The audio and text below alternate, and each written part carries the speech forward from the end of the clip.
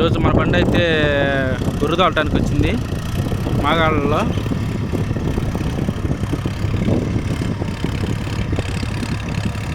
ఎలా తోలుతుందో చెప్పండి.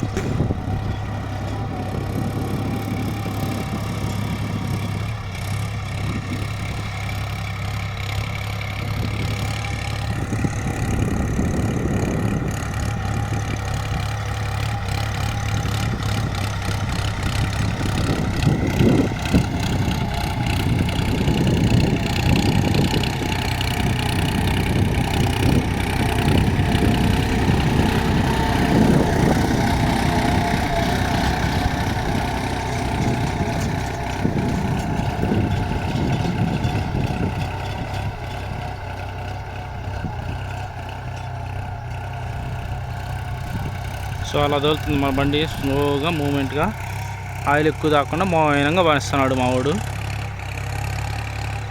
So video నచ్చితే లైక్ చేసి షేర్ చేయండి. Thank you.